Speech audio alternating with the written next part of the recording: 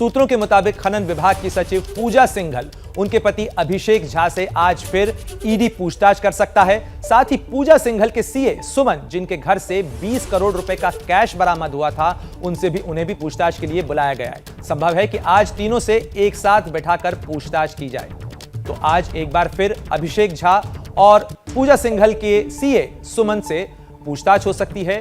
तीनों से इस पूरे मामले में ईडी की टीम पूछताछ कर सकती है। तो झारखंड की सियासत में बवाल खड़ा कर रहा है यह कैश कांड।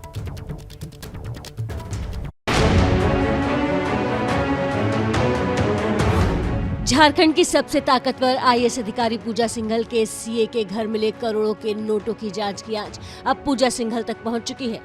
मनी लॉन्ड्रिंग के आरोप में कल ईडी ने पूजा सिंघल से मैराथन पूछताछ की। पूजा सिंघल दोपहर 1 बजे रांची में ईडी दफ्तर पहुंची और रात 9:20 पर बाहर निकली। पूजा से करीब 8 घंटे 20 मिनट पूछताछ चली।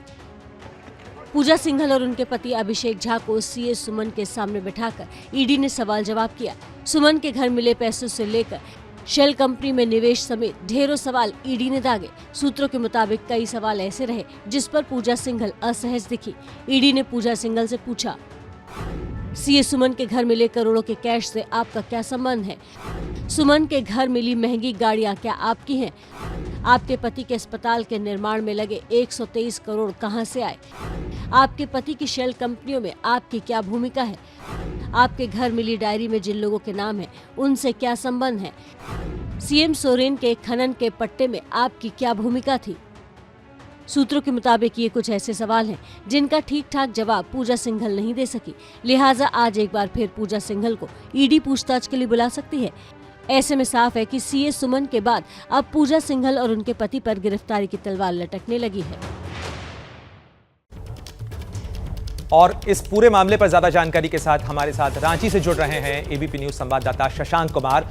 शशांक, आज एक बार फिर ईडी की टीम पूछताछ करेगी, क्या कुछ जानकारी मिल पा रही है इस पूछताछ के बारे में? और कल की पूछताछ के बाद क्या इस जांच का दायरा और बढ़ सकता है? देखिए, जो हमारे सूत्र बता रहे हैं, आज पूजा सिंघल, उनके पति अभिषेक झा और सीए सुमन से फिर एक बार पूछताछ हो सकती है। 11 बजे के बाद से ये पूछताछ चालू हो सकती है। तीनों फिर आज एक ही कमरे में होंगे। कल भी 8 घंटे से ज़्यादा तीनों से पूछताछ हुई थी। कल जो देर शाम के बाद डेवलपमेंट था वो हम बताना चाहेंगे। ये ईडी जो है इस मामले में मनरेगा घोटाले की जांच कर रही है। पूजा सिंघल से पूछा गया था कि ये मामला 2008 का है, तब आप खूंटी में उपायुक्त थी, हमारे सूत्र बता रहे हैं। इसमें इस घोटाले के बारे में उनसे पूछा गया तो उन्होंने खुद को निर्दोष बताया है। ये जो 18 करोड़ का घोटाला था, इसके बारे में उन्होंने खुद को निर्दोष बताया है। जो हमारे सूत्र बता रहे हैं, उन्होंने कहा है कि तत्कालीन राज्य सरकार ने इस पर एक जाँच समिति का गठन किया था। उस जाँच समिति ने मुझे क्लीन चिट दिया। इन्होंने ये जवाब दिया, पूजा सिंघल ने, हमें क्लीन चिट दिया है। हमारे जवाब जो पहले थे आज भी हम उस पर कायम है। ईडी चाहे तो राज्य सरकार से वो फाइल मंगा सकती है। इस मामले पर उन्होंने ये कहा है। वहीं हमारे सूत्र बता रहे हैं कि ईडी ने उनसे पूछा है, जो मनरेगा घोटाला था खूंटी का, कि जो पूर्व जूनियर इंजीनियर है रामविनोद सिन्हा, उसने कहा था कि 5% कमीशन जो है उपायुक्त कार्यालय में जाता है। इस पर आपका क्या कहना है?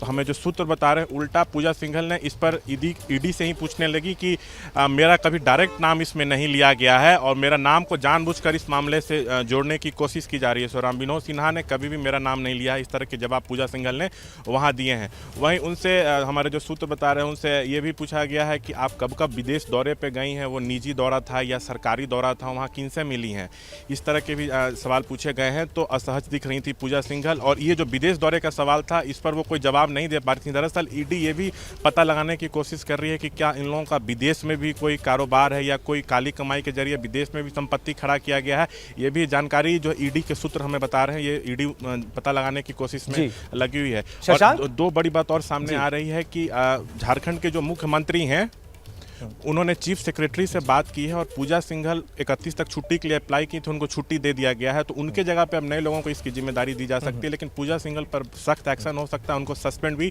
किया जा सकता है। जी शशांक, जरा ये भी बताएं कि क्या पूजा सिंघल की तरफ से वो जो 20 करोड़ रुपया बरामद हुआ है उसके बारे में कोई सफाई दी गई है? देखिए, कल ही हमने अपने दर्शकों को सूत्रों के हवाले से खबर दिखाया था कि उनके सीए के घर से 19 करोड़ रुपया कैश मिला है। सबसे पहले पूजा सिंघल से पूछा गया था कि ये क्या जो पैसे हैं आपके हैं, तो उसका वो सीधे तरीके से कोई जवाब नहीं दे पा रही हैं। और इस मामले में जो उनके सीए हैं, जो 5 दिन से ईडी के रिमांड में, कल उनका रिमांड खत्म हो रहा, उन्होंने इस मामले में कैश के बारे में पहले कहा था, जो हमारे सूत्र बता रहे हैं कि ये मेरा कैश नहीं है। फिर उन्होंने कहा ये मेरा कैश है। जब ईडी ने पूछा कि इतने सारे कैश का स्रोत क्या है, तो बताने में असमर्थ दिखे, जिसके बाद सीए ने कहा था कि एक मेरे क्लाइंट का पैसा है, लेकिन मैं क्लाइंट का नाम नहीं बताऊंगा, मेरी जान को खतरा हो सकता है। तो उसी समय लग रहा था कि पूजा सिंघल की मुश्किलें बढ़ेंगी। और पूजा सिंघल से कल पहला सवाल यही किया गया कि जो कैश मिला है वो आपका है या नहीं, क्योंकि जो क्लाइंट का नाम लिया है इसने, सीए ने, उसने कहा कि मैं उनका नाम नहीं बताऊंगा। तो ईडी को कहीं ना कहीं लग रहा है कि पूजा सिंघल का कैश हो सकता है, लेकिन उसको वो स्वीकार नहीं कर रही हैं, गोलमोल जवाब दे रही हैं।